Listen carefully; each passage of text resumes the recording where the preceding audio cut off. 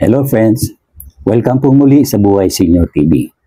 Lately, may natatanggap ako mga comments, no? Nagpalit daw sila ng Wi-Fi password. Now, ang problema, hindi na nila ma-connect yung kanilang B380 CCTV camera. Paulit-ulit na daw nilang ginagawa, ayaw pa rin connect. So sa episode na to, ito ang gagawin natin. So kung ready ka na, halika, samahan mo ko. Ang unang gagawin natin ay i-reset ang CCTV. Paalala lang po, no? Kailangan naka-power on ng CCTV bago natin ito i-reset. SOP po yan. So i-power on muna natin siya at antayin matapos ang startup procedures ng CCTV device. Camera is starting. Please wait.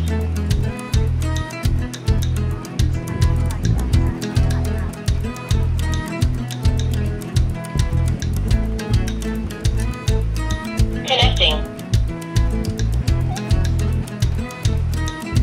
Network connected. Next, proceed na tayo sa pag-reset ng CCTV. At ito ay gagamitan ko ng reset pin. Minsan po matagal talaga mag-reset nito. So, kailangan na lang ulit-ulitin natin hanggang sa lumabas yung voice prompt na reset completed. Ano po?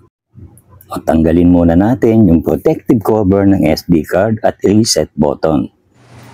Ngayon, to reset, kailangan natin itong i-long press ng mga 10 seconds at antayin ang voice prompt na reset completed.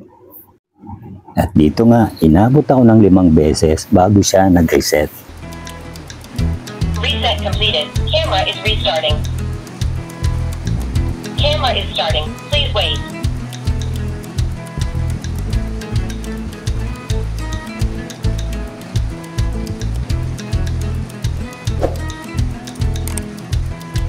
Bluetooth is ready. Please scan the QR code on the camera and wait for the connection.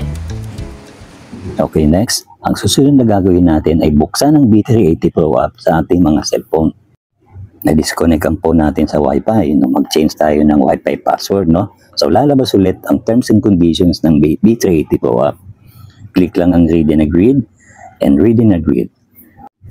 Then, scroll lang tayo pakaliwa. Isa pa. Then, click natin yung Get Started.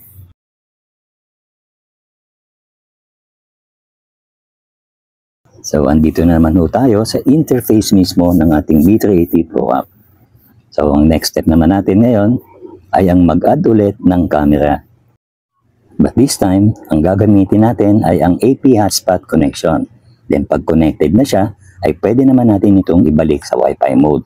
So, click natin yung plus sign, then select natin yung add camera. Hindi tayo mag-scan. Select natin yung nasa banda baba, yung more ways to add. Then, select Wi-Fi camera. Next, select natin yung AP hotspot connection. At lalabas dito kung saang Wi-Fi nakakonect ang ating CCTV. Next, i-click ang confirm. Then, scroll lang pababa at i-click ang connect to AP hotspot. Tapos, i-click natin tong I know. Antayin lang natin lumabas ang mga network na available sa ating phone. Next, hanapin natin ang network na nag-uumpisa sa MB at i-click natin ito. Then, click lang natin yung back.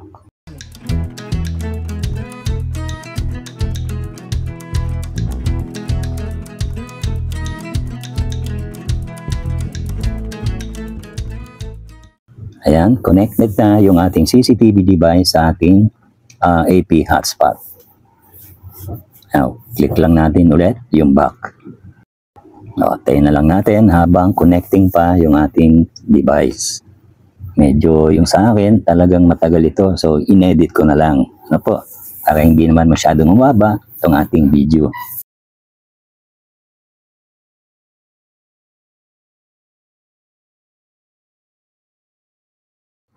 Ayan, at sa wakas, nakakonect din tayo. Okay, next, i-click lang ulit natin kung saan ilalagay or anong ipinangalan natin dati sa ating CCTV. Then, click View Device. And finally, successfully connected na ang CCTV natin sa network. Next, i-check natin kung gumagana ang mga features na.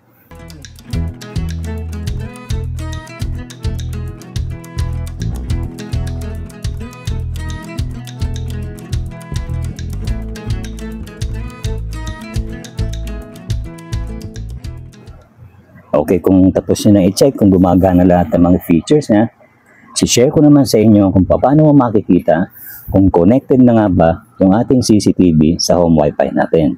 Click lang natin yung 3 dots sa bandang kanan, no? Then, select settings. Hanapin natin ngayon doon yung kanyang network settings.